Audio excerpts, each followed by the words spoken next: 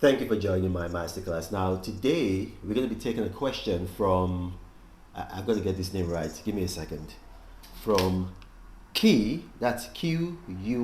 I suppose that's Key from Vietnam. Key, Quy.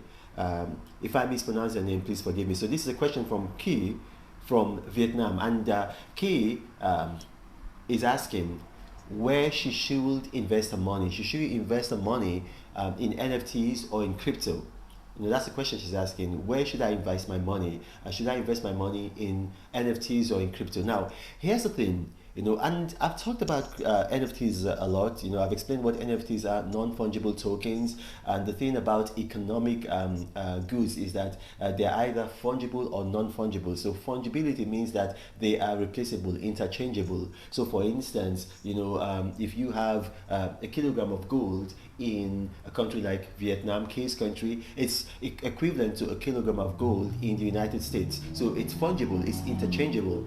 But non-fungible goods are things that are unique, like artwork, of which most NFTs are artwork. So things that are very unique, they cannot be exchanged. So for instance, if you have a photograph, of the Queen of England, during her coronation, that particular photograph is non-fungible because it's not interchangeable. It's unique. So that's basically what non-fungible tokens are. Non-fungible tokens are unique artwork. It's not necessarily artwork, but unique things that you can exchange as a token, via the internet, the World Wide Web. Now, the thing about it you have to understand is that non-fungible tokens are a fad. I've promoted them because it's the fastest way to make money in the year 2021. We don't know how long they're going to last because it's a fad, and every fad will eventually fade. I'll say that one more time. Every fad will eventually fade. Every fad will eventually fade. So non-fungible tokens are a fad. What's driving them? You think about it. They really don't have any intrinsic value. If you have like a body that's controlling the amount of non-fungible tokens that come into the metaverse or into the internet, the World Wide Web, so they are rare, and then because they are rare, they have value, just like like an artwork like the Mona Lisa or something like from Picasso or Van Gogh. Yeah, it's understandable. But what we have all manner of people, some of them not even artists, the corporations, McDonald's, Adidas, Nike, all manner of people, Disney, throwing out NFTs. So invariably, you're going to have the internet, the World Wide Web, the metaverse saturated with NFTs. And their artificial value is going to it's going to just disappear. It's a bubble. You have to understand that it's a bubble. It's like the dot-com era, when dot-com was new, and so their novelty just brought a lot of value to them. But it was just built around nothing tangible. It was just built around the novelty. So the early entrants made a lot of money, and then there was the bust. And then after the bust, then you had real companies that had something tangible, a service that they could sell, like Google, Yahoo, Facebook coming in to fill the void, and then they've made money. The same thing is going to happen with NFTs. So, I promoted the Board 8 Yacht Club. I wanted you guys to buy it when I talked about it 3 months ago and make money. It's not something that I wanted you guys to buy and then hold forever, because it is a fad. It's going to eventually, think about it. What is driving their value? What's driving their value? Apart from NFTs that have historical value, such as the first tweet done on Twitter by Jack Dorsey, or the first Wikipedia post ever, those things, they have historical value. You want to put them in your collection. You want to go to a museum to go and see them. Okay, this is the first ever New York Times post that went digital in probably 1978, 1979, 1981. Those things have historical value. But you just have an NFT of a rock, an NFT of an ape, an NFT of a monster. Those things, they have fad value. They have fad value, and then when that fad fades, it's all going to come crashing. I'm sorry, this is the truth. I wanted the transfer of wealth from the wealthy people in the world to people who are suffering from poverty. That's why I've been doing this video, because I traveled around in Asia, in Africa, India, Bangladesh, Cambodia, Vietnam. There's hardly a place in Asia and Africa I haven't been to, and I saw the systemic endemic generational poverty, and that's why I've been doing these videos. So it's important for me. In fact, I have a duty to tell you, NFTs are a fad. They are not going to last. If you want to buy NFTs that have historical value. But if you just want to buy NFTs that don't have historical value, they don't have cultural value, listen, you're buying into a bubble and it's going to bust. Now, crypto on the other hand is for the long term. Crypto is not going to bust. Crypto, if you look at the history of money, going back all the way from when trade by barter started, and then from trade by barter, then people started to use things for money, like cowries. In Asia, they were using rare birds, and then they started to use, in the Middle East, they were using gold, silver, and then copper, and then that's precious metal. And then eventually, they started using paper money, and then eventually, like they had checks. You had banks with the Knights Templars who began, like they started that system for people going to pilgrimages to the Holy Land, and then instead of have checks, and then from there, plastic money was invented in the late 50s, early 60s, and then you had plastic money, and then you had traveler's check, you had going forward, and then now you have digital money. It makes sense. There's a continuum. It makes sense. Like the only thing that's permanent is change. So cryptocurrency is currency. It's been accepted.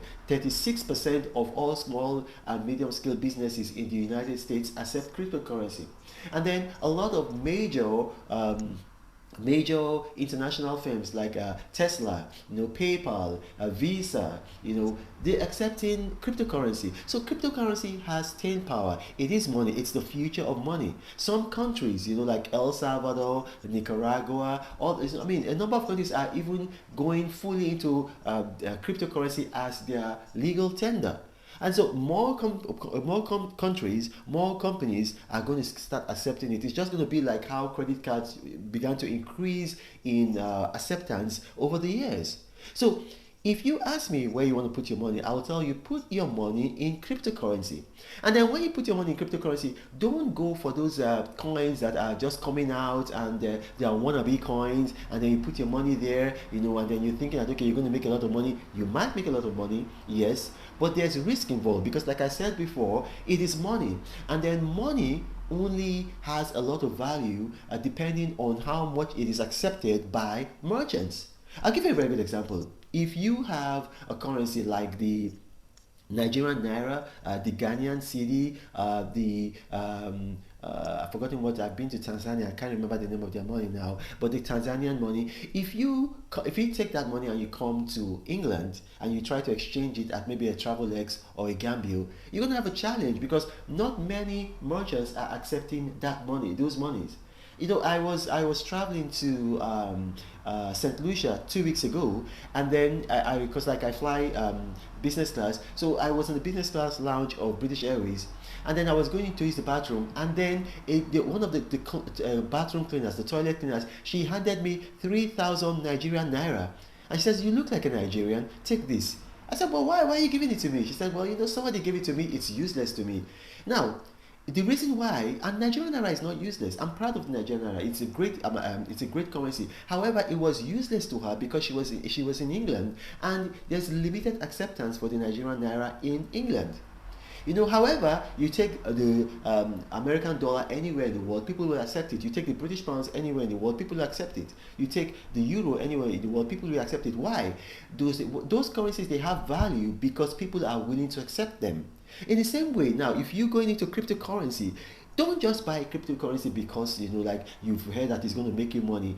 If merchants are not accepting that cryptocurrency, then you're buying a lemon. So you want to buy Bitcoin Cash, Ethereum, Litecoin, Dogecoin. You want to buy Binance Coin. And then those are the coins that have, and they're increasing, a lot of, you can actually buy pizza with any of those coins. You can book a hotel room with any of those coins. You can buy a car, not everywhere, but, in some places, With Bitcoin, you can buy a car in a lot of places. With Ethereum, you can buy a car with a lot of places. But then it begins to be diluted when you go down. But here's the thing, at least people are accepting them. So if you are asking me where to put your money, and I'll tell you, put your money in cryptocurrency. Now, here's the thing, when you put your money in cryptocurrency, like Chamat Pahi Lapitea, he used to be a Facebook executive. He quit and then he started his own venture capitalist firm. He became a billionaire. He's one of the people that invested big and bet big on Bitcoin and told the world that, in fact, just listen to what he's going to say. Just listen to what he's going to say now. Listen to it. All right, Chamath, we don't have that much time left. Let's talk rocket ships. First, Bitcoin. That falls into that category because that's what that is. 39,000. Where's it going?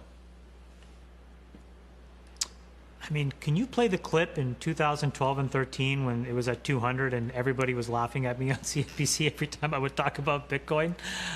Where is it going? It's probably going to 100, then 150, then 200,000. In what period? I don't know. 5 years, 10 years, but it's going there.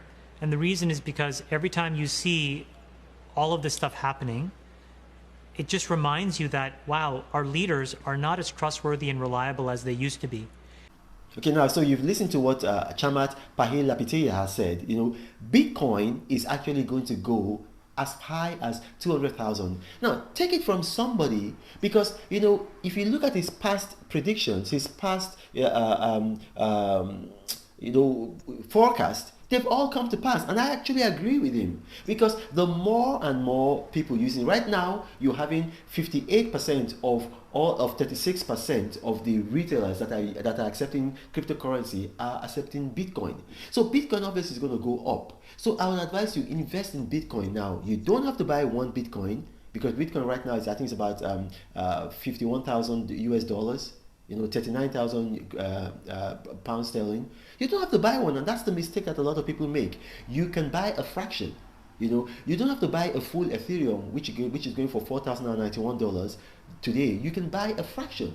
You don't have to buy, a full Litecoin. You can buy a fraction. So buy. And here's the thing: when your investments, when they gain value, when they increase in value, listen, you might want to consider taking away your principal. Take your principal, and then you keep your principal, and then you continue to reinvest your profits. So that way, if it goes up, if it goes down, you're not so concerned, because you've gotten your principal back now. So what you're doing is that you are investing with profit. So I'll tell you, as much as possible, if you can invest in NFTs between now and the June of 2022, I will tell you, do it. But beyond June of 2022, I'm not sure about NFTs, but I'm sure of cryptocurrencies, particularly Bitcoin, Ethereum, Litecoin, Binance Coin, Bitcoin Cash.